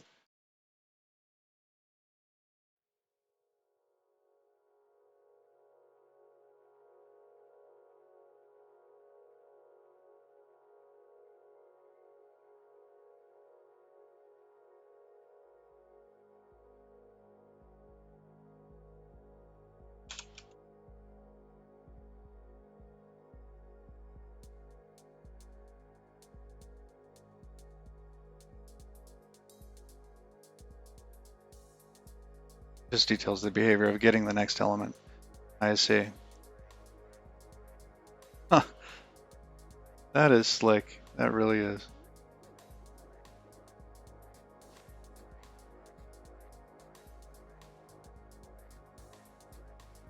All right, let's save here. That should get us past that error into the next one.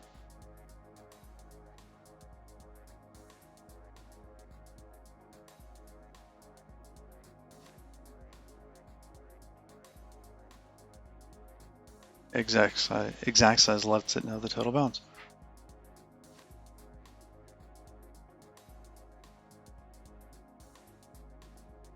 This is really well thought out.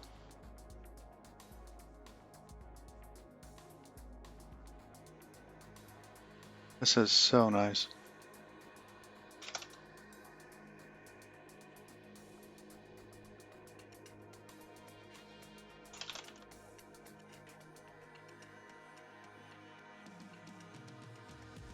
Ah yes, now I have an iterator. I just want the first value. I want the first packet out of this.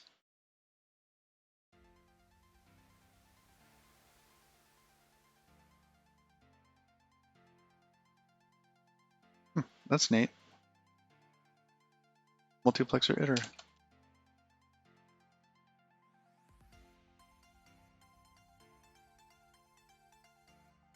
Yeah, you can tell whoever did this is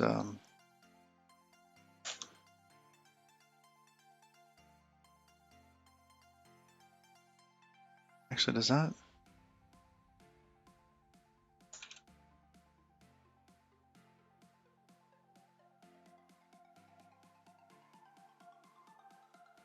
Oh, this is lovely. Okay. Oh, but yes, it's referencing a local value. Okay, so I have to pull it out of that first, then I can use this function. Next hour end.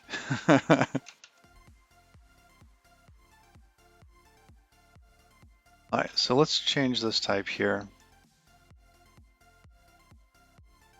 This is really going to be packet. Actually, it's this here.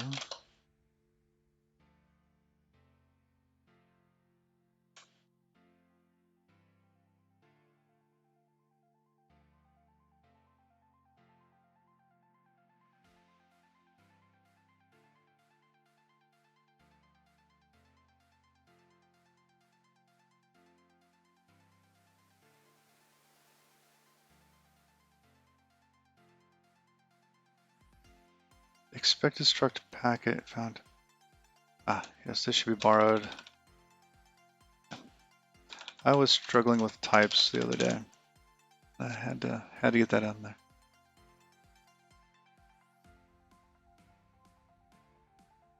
Oh, iterator doesn't have a first. Yeah, it'd just be next.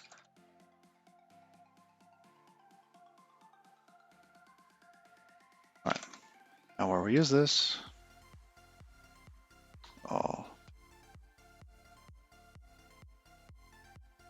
Let packet equals outgoing next await dot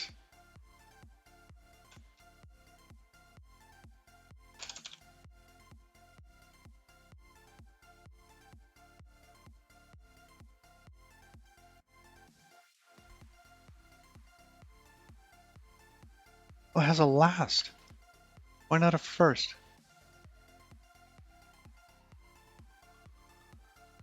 Oh, fancy pattern matching for Fizzbuzz. No, there's no matching.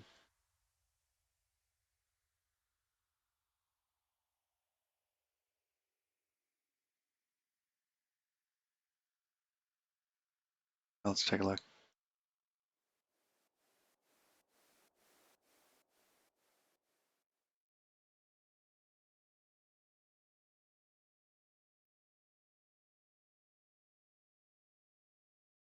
Oh, wow.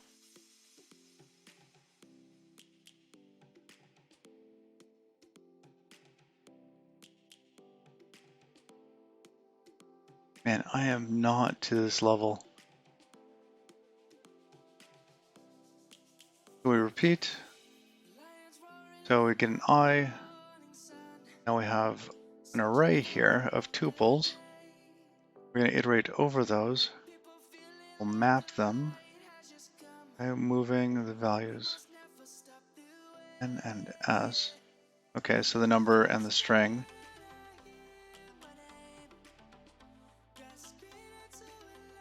Then we do a flat map on it. Oh, I see. We filter, and then we print that. Then we zip it, map it, take. Oh my goodness. Take 102?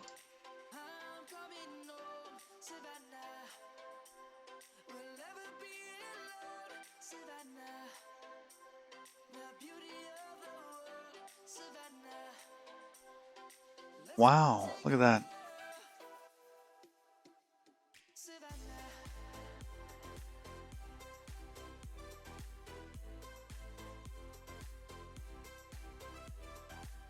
You know, I ask Fizzbuzz all the time.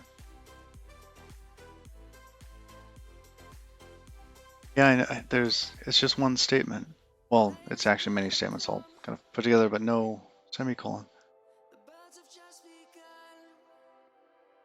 Wow, that's amazing. One of my favorite interview questions is actually Fizzbuzz, but I don't do it in this little style. Fizzbuzz is kind of like the start of the interview. And basically the candidate can use whatever language they want. And after they implement Fizzbuzz, we start to change it so that, well, we just start taking elements away from the language. See how they think, how they adapt.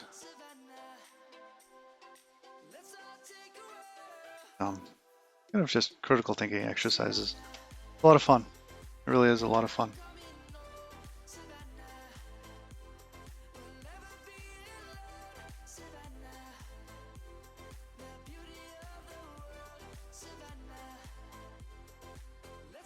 The zero case is the only one you like to ask about for the Fizzbuzz.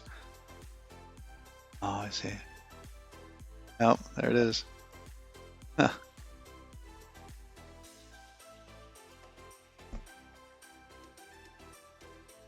You don't need if expressions.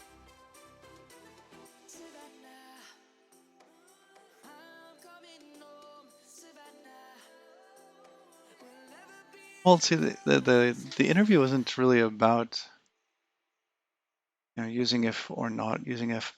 That's really about how you interact, how you think.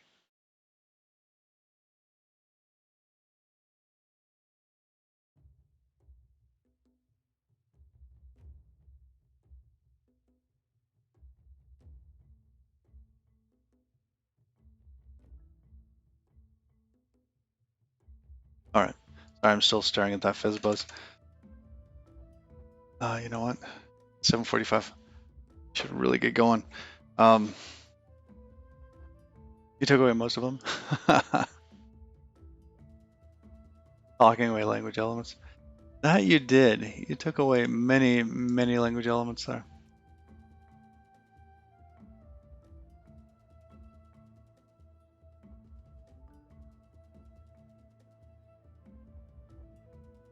And how would you change this? Oh goodness, this is Do you even use the heap on this? This is all stack based, isn't it? I'm still staring at it.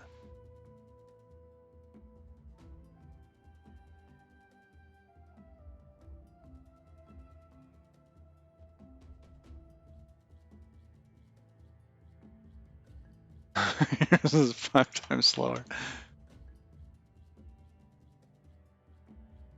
Wow. No string allocations.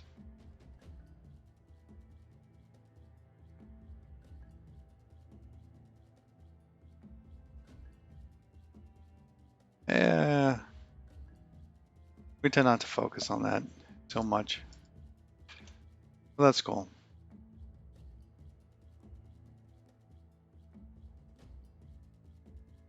All right.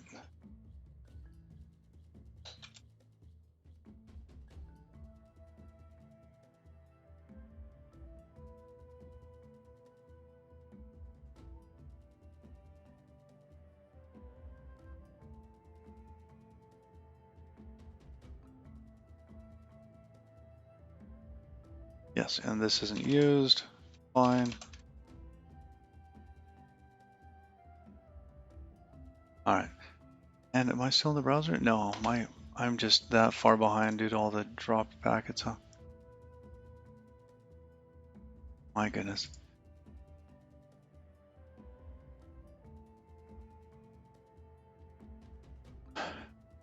Well, y'all, we're gonna raid Ura Ura Niwa, and I just butchered that. Oh my goodness, you can say that so much better than I can. Is doing a Dwarf Fortress in Rust. I can't stay for long, and I'm dropping a ton of packets. We're just gonna call it. But thank you so much. This has been a lot of fun. I learned a lot tonight. Thank you, Museum. So until tomorrow morning. You would never write code like that. Oh, I believe you. Believe you. We have seen your code. Unless it's for Twitch. All right, y'all. Until next time. Bye-bye.